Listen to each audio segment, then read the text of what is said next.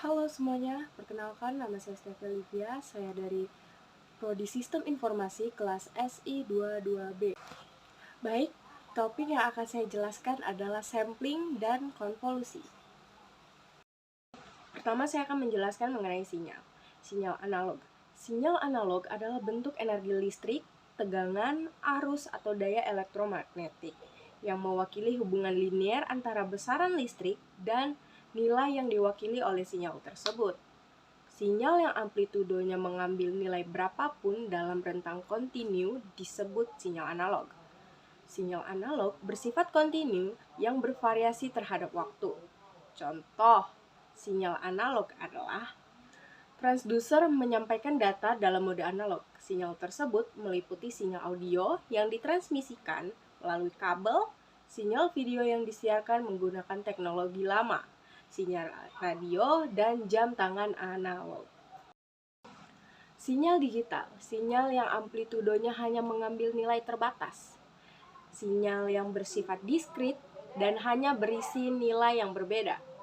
Sinyal digital membawa data biner yaitu 0 dan 1 dalam bentuk bit. Hanya dapat berisi satu nilai pada satu periode waktu.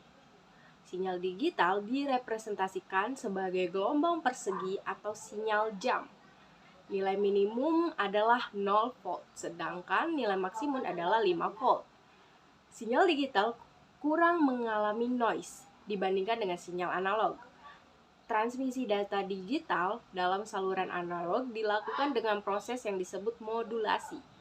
Modulasi amplitudo adalah proses di mana data digital diubah menjadi sinyal analog menggunakan sinyal pembawa frekuensi tunggal. Demikian pula frekuensi shift keying menggunakan sinyal pembawa amplitudo konstan dan dua frekuensi yang membedakan 1 dan 0.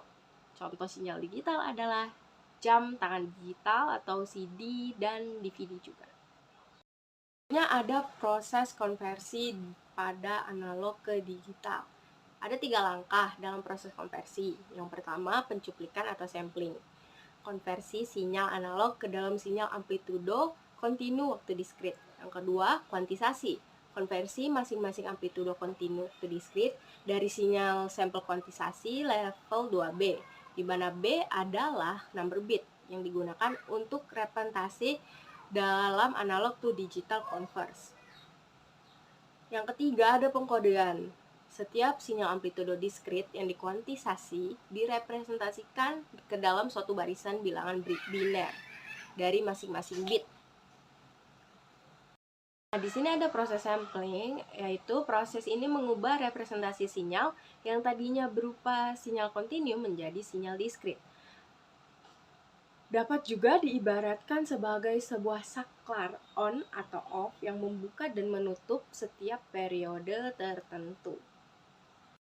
Sinyal sampling ideal R kali T dapat kita nyatakan dalam bentuk perkalian sinyal input R, T, dan sinyal delta full strain PT.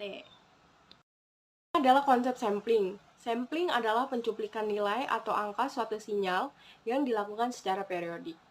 Sampling dinyatakan sebagai berikut. XS dalam kurung N sama dengan X dalam kurung N T, di mana T adalah periode sampling, N adalah pencacah cuplikan. F sama dengan 1 per T adalah frekuensi sampling. XS merupakan titik yang disampling. N merupakan pencacah cuplikan dan T merupakan periode sampling. Berikutnya adalah konvolusi. Konvolusi merupakan penggabungan dua sinyal menjadi satu sinyal baru. Salah satu sinyal akan mengubah satu sinyal lain. Di sini adalah contoh konvolusi. Di gambar sebelah kiri adalah sinyal F dan G yang akan dikonvolusikan, yaitu F konvolusi G, di mana gambar yang sebelah di kanan adalah hasil dari konvolusinya. Sekian penjelasan dari saya mengenai sampling dan konvolusi. Terima kasih sudah menonton videonya. Wassalamualaikum warahmatullahi wabarakatuh.